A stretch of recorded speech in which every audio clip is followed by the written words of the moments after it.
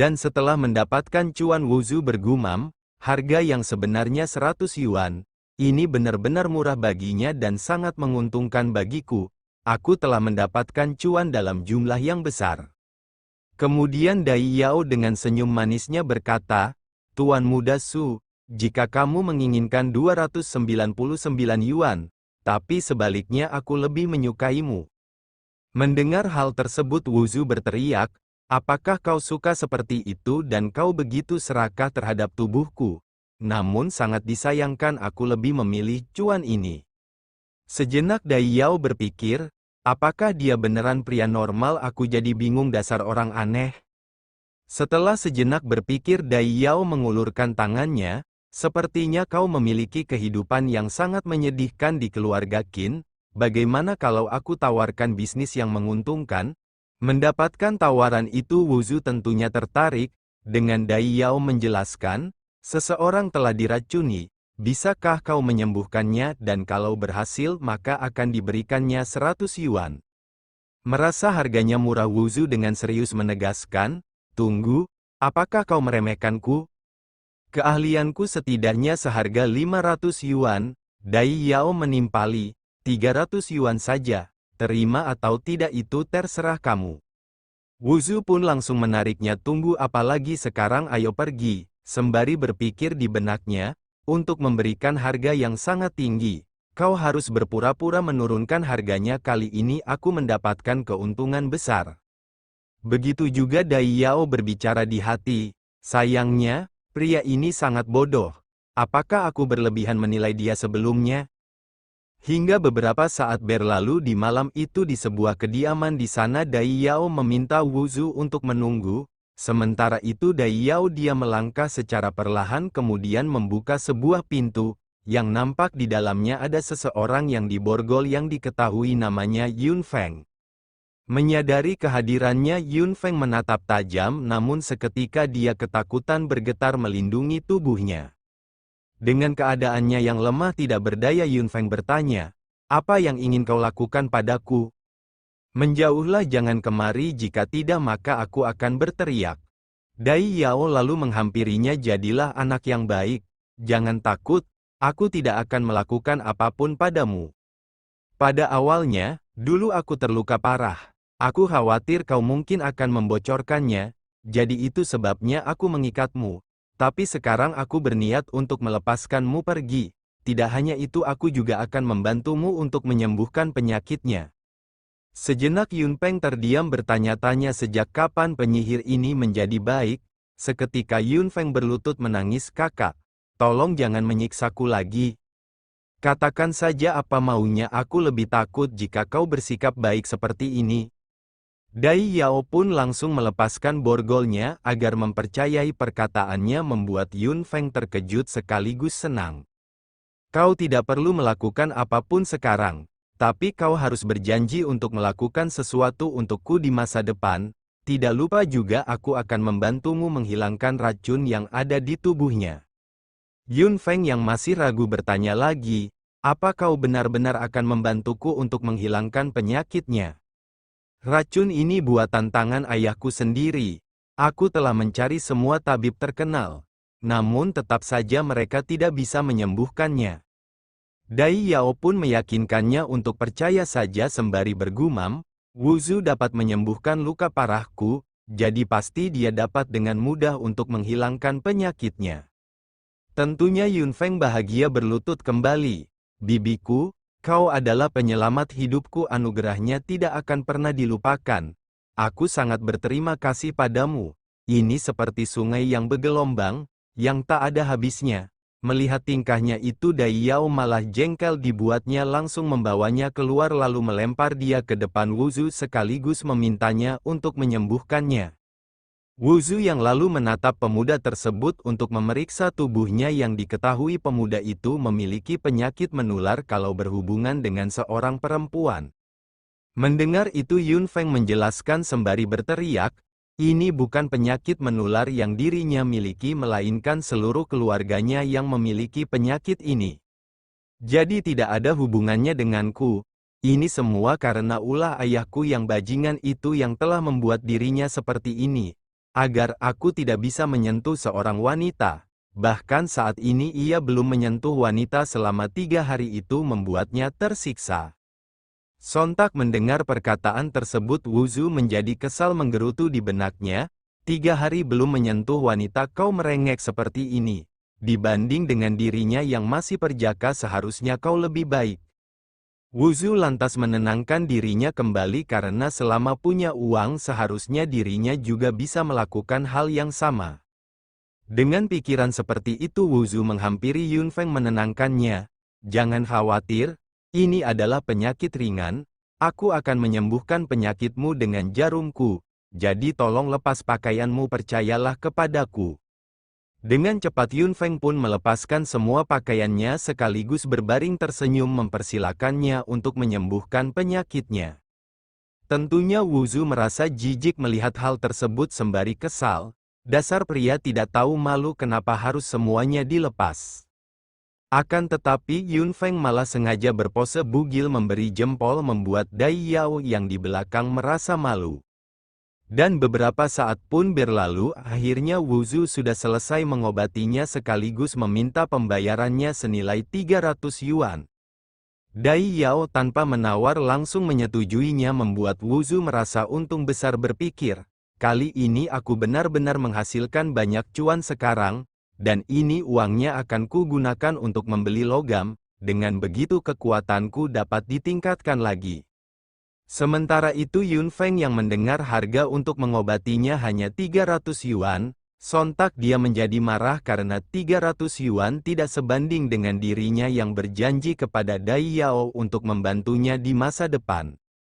Menanggapinya Dai Yao mengeluarkan aura intimidasi bertanya memangnya kenapa apa kau menyesalinya? Yunfeng yang merasakan intimidasi Dai Yao tentu keringat dingin menyangkalnya, bagaimana mungkin? Ini adalah kesepakatan yang adil, aku tidak akan menyesalinya. Dibarengi Wuzu yang akan pergi sembari mengatakan bahwa penyakitnya sudah sembuh jadi selamat tinggal. Sejenak Yunfeng berpikir anak ini sangat luar biasa. Sepertinya aku harus berteman dengannya di masa depan, menjadi rekan bisnis dan membuat pundi-pundi uang. Menyadari apa yang dipikirkan Yunfeng, Dai Yao dari belakang menegaskan, dia adalah milikku sebaiknya kau jangan main-main dengannya. Waktu pun berlalu keesokan harinya di kedai makan terlihat di sana terdapat jamuan makanan yang cukup mewah. Yang lalu Dai Yao bertanya kepada Wuzu apakah dia akan pergi ke kompetisi di kota Lin yang sebentar lagi akan segera dimulai. Wuzu dengan elegan membalas ia tidak boleh datang terlalu awal seharusnya kau tahu identitasnya di mata orang lain. Namun berbeda dengan isi pikirannya, yang dimana Wuzu kalau datang lebih awal dengan reputasinya di kota sangat buruk, mungkin orang yang hadir akan membunuhnya terlebih dahulu. Yunfeng pun sependapat bahwa identitas mereka hanyalah untuk pertunjukan terakhir serentak kedua pria koplak ini pun bersulang untuk kebangsawanan mereka.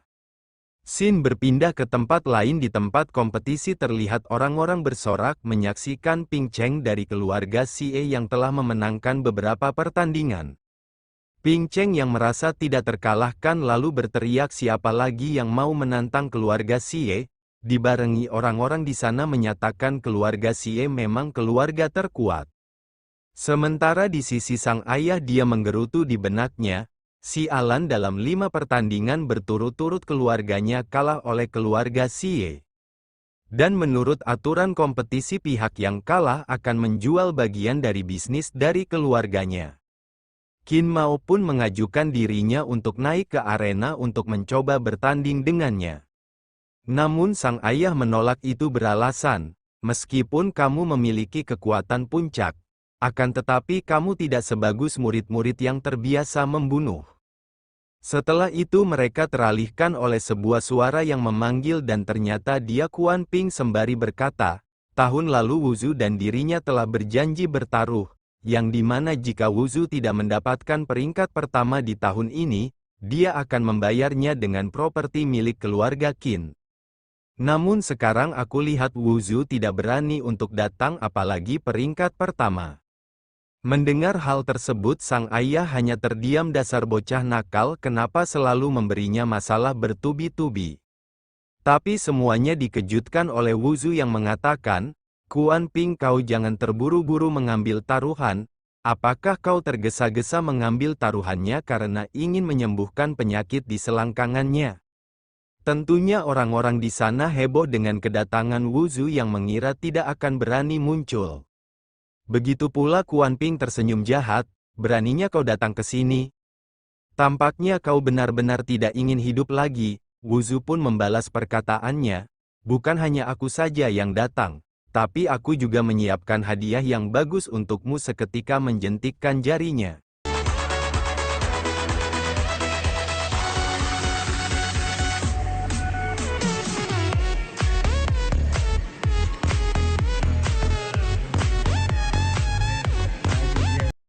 Setelah kedatangan rombongan itu, Wuzu dengan keren berkata, saudara kulit hitamku, ayo tersenyumlah. Hidup dan mati manusia tidak dapat diprediksi.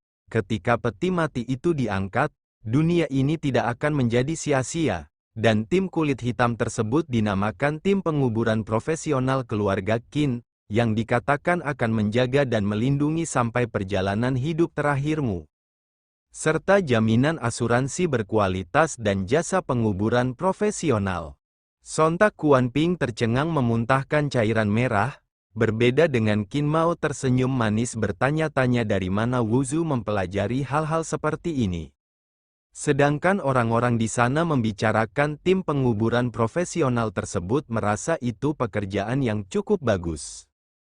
Akan tetapi sang ayah malah merasa malu dengan tingkah Wuzu, langsung menerjang memukul kelapanya sembari mengatakan, apa yang kau lakukan bocah nakal? Bukankah sudah ia bilang padanya untuk tetap diam di gudang dan jangan keluar tanpa seizinnya?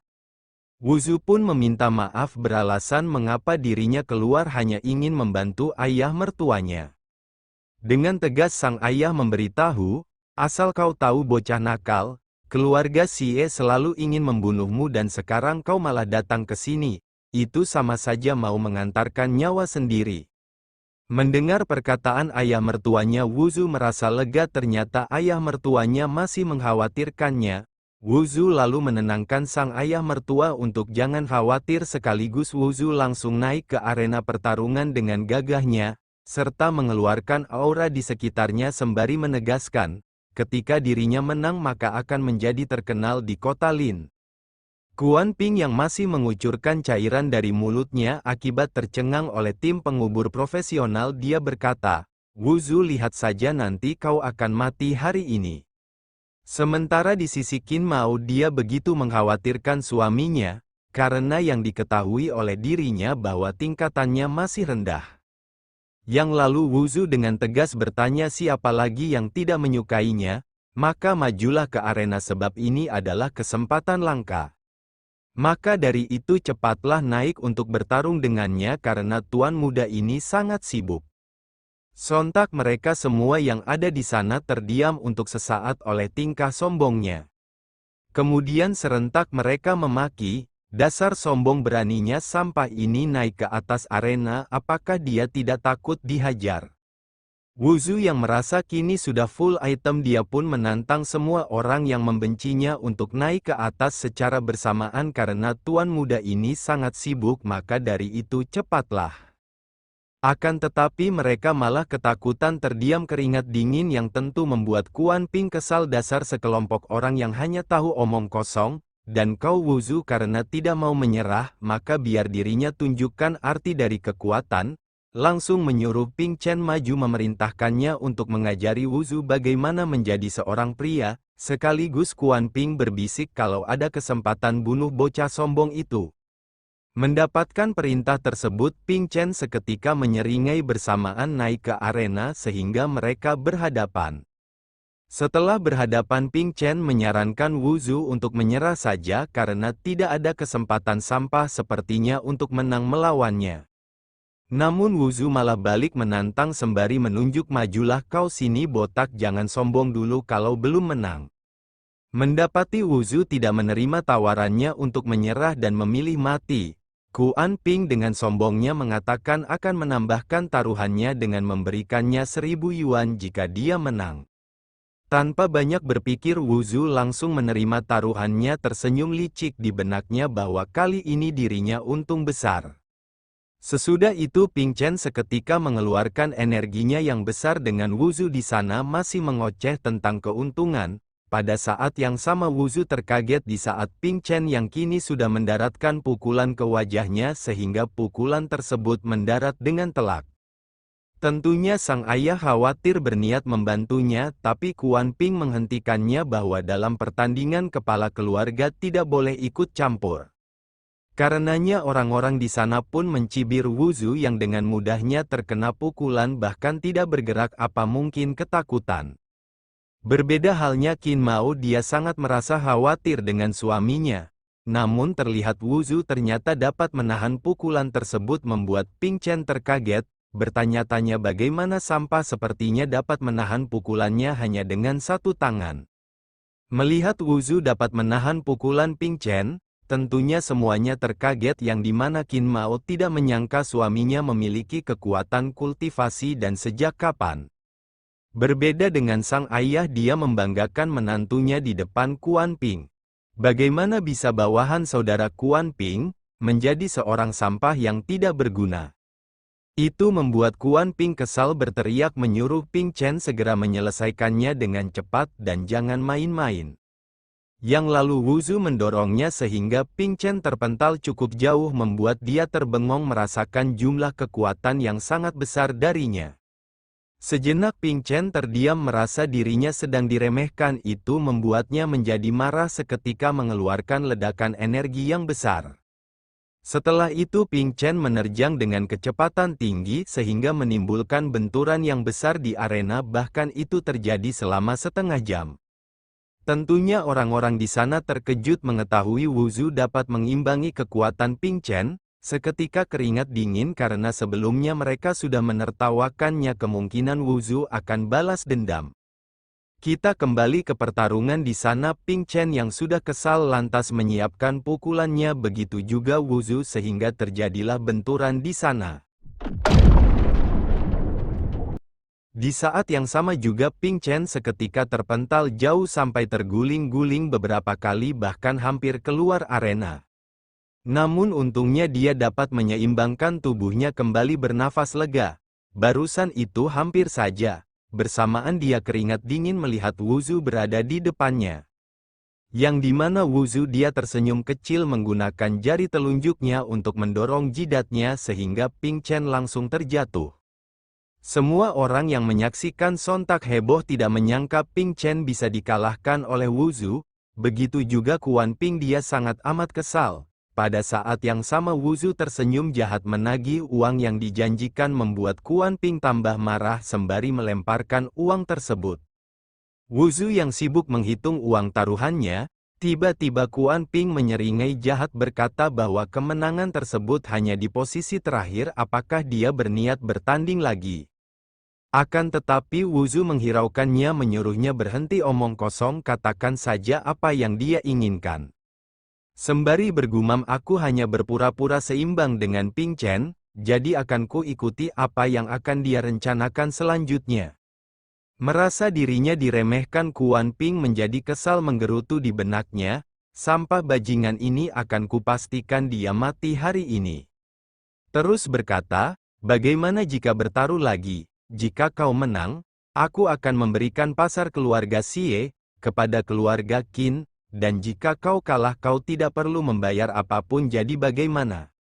Sejenak Wu Zu terdiam, si idiot ini tidak tahu bagaimana mengatur ekspresi wajahnya yang terlihat dia berniat menjebaknya. Begitu juga sang ayah berteriak meminta Wu Zu jangan mendengarkannya dan abaikan saja. Kuan Ping yang memiliki rencana licik lantas mencibirnya kembali, Wu Zu, apakah kau akan terus bersembunyi di balik rok istrimu seumur hidupmu? Keluarlah dan terima taruhannya seperti pria sejati. Wu Zu pun tersenyum kecil mengatakan akan menerima taruhannya. Itu membuat Qin Mao khawatir memberitahu bahwa Kuan Ping pasti menipunya. Akan tetapi Wu Zu dengan keren berkata, tidak ada yang namanya tertipu dalam kamusnya, dan kalian memang benar, aku hanya seorang menantu yang tidak berguna sehingga kalian semua memandang rendah diriku. Karena itu aku akan memberitahu semuanya mulai hari ini, aku Su Wuzu adalah pria yang berdiri tegak di langit dan bumi dan tidak boleh dihina oleh siapapun. Mendengar perkataan tersebut sang ayah mertua pun meminta maaf sembari menangis, begitu juga Qin Mao yang hanya khawatir. Akan tetapi berbeda dengan isi pikiran Wuzu mengatakan dirinya sungguh keren, tak kusangka, aku dapat membunuh 2 burung sekaligus, yang mana membuat kesan baik pada istriku dan juga mendapatkan cuan. Apakah ini yang disebut karakter pria utama? Setelah kedua pihak setuju akan melakukan pertarungan lagi, Kuan Ping lalu menjalankan rencana liciknya, dengan memanggil petarung andalannya yang bernama Xia Shen sekaligus memerintahkannya untuk memberi pelajaran kepada Wuzu. Jangan khawatir Tuan, aku tidak akan membuat kesalahan yang sama dengan Ping Chen, ucap Xia Shen sembari mengeluarkan energinya. Menyadari kelicikannya sang kakak ipar tentu keberatan. Kuan Ping, apa kau tidak tahu malu? Xia Shen jelas-jelas berada di tingkat yang lebih tinggi dari Wuzu, apa kau berniat menindasnya? Dengan cepat Kuan Ping membalas perkataannya, kenapa kau tidak naik sendiri saja ke arena? Sayang sekali, tidak ada aturan di kompetisi keluarga yang menyebutkan juara terakhir dilarang naik arena. Lagi pula saudara Wuzu mengalami beban penghinaan begitu lama, tidak menarik jika hanya mengalahkan orang biasa. Selama Xie Shen dikalahkan, saudara Wuzu bisa menjadi orang terkenal dalam satu pertandingan, bisa dibilang dirinya hanya membantunya. Bukankah begitu saudara Wuzu? Menanggapi itu Wuzu tersenyum kecil. Terima kasih saudara Ping, sudah mengenaliku dengan baik, jadi jangan khawatir, sebentar lagi kau akan dengan senang hati menerima rasa terima kasih dariku. Tiba-tiba pada saat itulah Xie Shen menerjang hingga terjadilah ledakan di arena, membuat orang-orang di sana merasa ngeri dengan kekuatan Xie Shen yang sangat besar dan merasa bahwa Wuzu di pertandingan kali ini dia sungguh bernasib sial. Namun serentak mereka dikejutkan oleh sesuatu yang dimana terlihat Wuzu masih berdiri dan malahan berhasil memukul balik Xie Shen. Tentu saja semua yang menyaksikan tercengang, tidak menyangka meskipun tingkat kultivasinya beda satu tingkat Wuzu berhasil menumbangkannya. Tapi tampaknya Ping Chen masih dapat berdiri sembari mengoceh, yang mana masih bersikap sok kuat mengatakan akan menunjukkan kekuatan yang sebenarnya. Akan tetapi tidak berselang lama setelah mengoceh dia langsung tumbang terkapar di arena. Sontak Wuzu terkejut sampai-sampai keringat dingin berkata di benaknya, apakah dia mati begitu saja? Terus berkata di depan semua orang dengan intimidasinya, bertanya siapa lagi yang mau maju menantangnya. Tapi tampaknya semua orang hanya terdiam, tidak ada yang berani maju, begitu juga sang ayah, dia terkejut. Satu serangan saja bisa mengalahkan petarung yang tingkatannya lebih tinggi darinya. Saudara Su, kau lihatlah sekarang Wuzu telah menjadi pria sejati, jadi sekarang kau bisa beristirahat dengan tenang di sana. Begitu juga yang lainnya, bukankah anak ini terlalu menakutkan, menahan kekuatannya begitu lama? Jadi jangan sampai memprovokasinya mulai sekarang. Dia pasti akan mencapai hal-hal hebat di masa depan, kita harus menjalin hubungan baik dengannya. Dan yang paling terkejut di sana adalah Kuan Ping, sampai-sampai dia terbengong. Dengan satu pukulan saja Xie Shen tumbang begitu saja, padahal Xie Shen adalah anggota petarung elit yang terkuat dari keluarga Xie Ku. Pada saat itulah datang Wuzu menghampirinya dengan menyentuh dagunya. Yo, aku sangat senang dengan apa yang kau pikirkan. Mungkinkah kau memikirkanku, kepala botak kecil? Tentu saja Kuan Ping marah dengan tingkahnya itu. Singkirkan tangan kotormu, dan juga aku tidak berniat memperlihatkan kepalanya begitu saja. Asal kau tahu, aku masih memiliki rambut yang sangat lebat, apa kau mendengarnya dengan jelas? Menanggapi itu Wuzu mengungkapkan bahwa dirinya hanya khawatir karena rambutmu terlalu aneh, dan jangan lupa uang taruhannya. Dengan marah Kuan Ping memberikan uang tersebut sembari berkata, Uang kecil seperti ini tidak cukup untuk membayar biaya menumbuhkan rambutku, jadi aku tidak peduli sama sekali. Wuzu membalas perkataannya, kau tadi bilang kalau kau tidak botak, lalu kenapa kau bilang begitu? Dan juga bagaimana aku bisa diam karena aku ingin berterima kasih atas perbuatanmu yang sebelumnya, apa kau sudah lupa? Kemudian Kuan Ping mengatainya, aku tiba-tiba mengerti kenapa kau menyembunyikan kekuatanmu itu. Seorang menantu yang menumpang di mana ada ruang uang, aku khawatir kau hanya memanfaatkannya dengan cara menipu agar kau bisa mendapatkan sejumlah uang, apakah itu benar? Mendengar penghinaan tersebut, Wuzu membalas dengan santainya, Kuan Ping, kau memang babi botak. Kuan Ping kembali berkata, Su Wuzu, di masa depan jangan muncul di hadapanku lagi karena di pertemuan selanjutnya aku akan membuatmu mati dengan cara yang menyedihkan, dan juga aku telah membeli kandang untuk melatih istrimu. Sebaiknya kau harus menungguku, jangan melakukan apapun. Dengan dinginnya Wuzu menyingkirkan tangannya sembari berkata, hanya bicara omong kosong itu sangat membosankan, lalu mengeluarkan energinya menantang balik. Datang saja kapanpun jika kau bisa membawanya dan tunjukkan kemampuanmu. Mendapatkan tantangan tersebut, Kuan Ping menjadi sangat marah, mengepalkan tangannya. Serta Kuan Ping menjadi sangat gila sampai-sampai menggigit jarinya sendiri. Wuzu, suatu hari nanti aku pasti akan membuatmu mati dengan cara yang mengenaskan. Kita berpindah ke sisi lainnya. Di sana sang kakak ipar bertanya kepada adiknya, apakah benar Wuzu sekarang telah menjadi generasi muda yang terbaik di kota Lin? Qin Mao membenarkannya, di kota Lin selain 10 besar master seperti ayah, hanya 10 orang yang bisa mencapai tingkat tertentu dan Wuzu sekarang setara dengan mereka.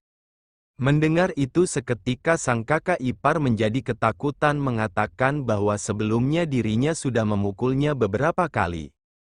Qin Mao pun menyarankan sang kakak meminta maaf saja dengan sang kakak memohon sang adik untuk menolongnya.